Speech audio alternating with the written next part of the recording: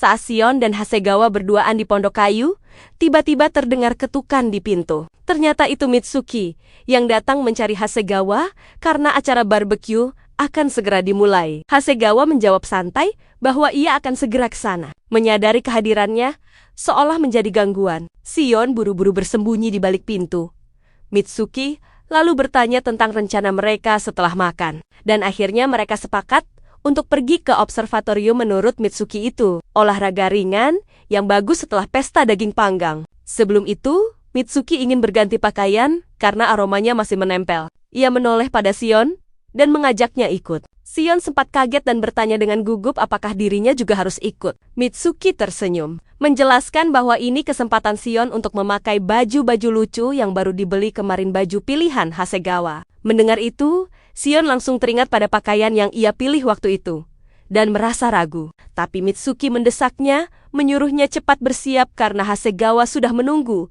Tak lama, Mitsuki muncul dengan penampilan baru yang cantik. Sahara bahkan memuji gaya Mitsuki yang manis.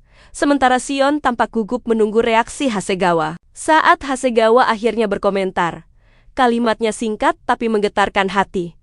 "Kamu terlihat bagus. Maksudku, menggemaskan." Shion terdiam, wajahnya memanas saat ia meminta Hasegawa mengulanginya. Laki-laki itu justru memegang tangannya dan menariknya berlari keluar.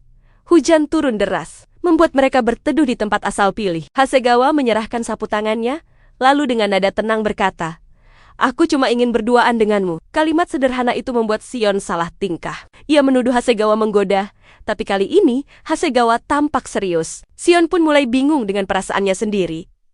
Tak lama setelah itu, Mitsuki mendapat telepon dari Kaoru, sang peramal. Kaoru menanyakan apakah Shion masih sering menyinggung soal perjalanan waktu. Mitsuki menjawab bahwa Shion sudah tidak membicarakannya lagi. Lalu menambahkan dengan nada getir bahwa mantra Kaoru benar-benar efektif. Ia berkata, Shion tiba-tiba menjadi lebih cantik dan terlihat semakin dekat dengan Hasegawa. Kaoru memperhatikan perubahan nada suaranya dan bertanya apakah Mitsuki khawatir tentang sesuatu sambil memandangi foto. Persahabatannya dengan Mitsuki menolak dengan tawa kecil. Mitsuki mencoba menyembunyikan perasaannya. Ia mengalihkan pembicaraan, mengatakan bahwa nanti akan membawakan oleh-oleh. Setelah panggilan berakhir, Kaoru termenung di depan meja catatannya dan bergumam.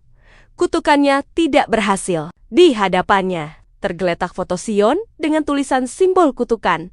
Kembali ke Shion dan Hasegawa. Malam itu mereka menyalakan kembang api berdua. Cahaya warna-warni memantul di mata Shion, membuat suasana begitu lembut. Hasegawa mengaku menyiapkan kembang api untuk menebus rasa bersalah karena sudah menculik Shion seharian. Shion tersenyum, mengatakan bahwa ia ikut dengan kemauannya sendiri. Tapi di dalam hati, Shion merasa bersalah pada Mitsuki saat memandangi kembang api. Shion berbisik, "Lain kali, kita harus ajak Mitsuki juga." Hasegawa menatapnya dalam diam, lalu bertanya, "Shion, bagaimana kamu ingin aku menjawabnya?" Shion menunduk, air mata jatuh tanpa sadar. "Aku jahat," gumamnya pelan.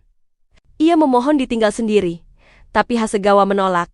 Hingga akhirnya Shion berkata dengan suara gemetar, "Kalau begitu, aku akan berhenti menangis kalau kamu memelukku." Tanpa banyak kata, Hasegawa langsung menariknya dalam pelukan hangat.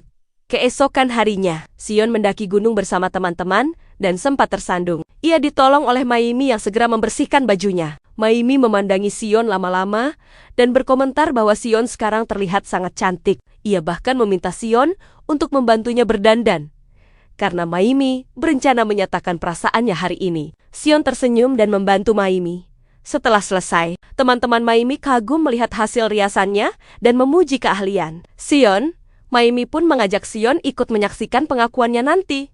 Di sisi lain, Mitsuki menemui Hasegawa. Ia ingin berbicara empat mata tentang Shion dengan nada ragu. Mitsuki bertanya, apakah perhatian Hasegawa pada Shion hanya karena penampilan barunya? Tapi Hasegawa menjawab jujur, Shion memang berubah, tapi bukan hanya dari luar. Dulu dia selalu bersembunyi di belakangmu setiap kali bicara denganku. Aku sempat pikir dia membenciku, tapi ternyata tidak. Sekarang, aku tidak bisa berhenti memikirkannya. Sore menjelang, Shion tanpa sengaja mendengar percakapan Mitsuki dan Hasegawa di dalam penginapan. Awalnya samar, tapi lalu terdengar jelas Mitsuki berteriak, "Kamu mencintaiku, bukan?" Sion terkejut. Dari percakapan itu terungkap bahwa dulu Hasegawa lah yang pernah disakiti oleh Mitsuki saat SMP. Mitsuki menjelaskan kalau Hasegawa sudah seperti keluarga baginya. Tapi Hasegawa menanggapinya dengan nada getir. Ia sempat berpikir Mitsuki menjodohkannya dengan Sion agar dirinya cepat move on.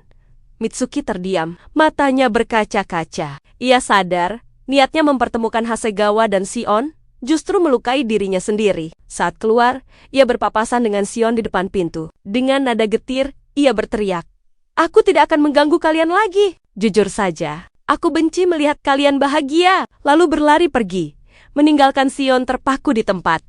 Di balik pintu, Hasegawa hanya terdiam. Ia tahu, sebagian dari hatinya dulu memang pernah untuk Mitsuki. Tapi sekarang semuanya sudah berubah. Pertanyaannya, setelah semua ini, apakah Hasegawa akan kembali pada masa lalunya bersama Mitsuki?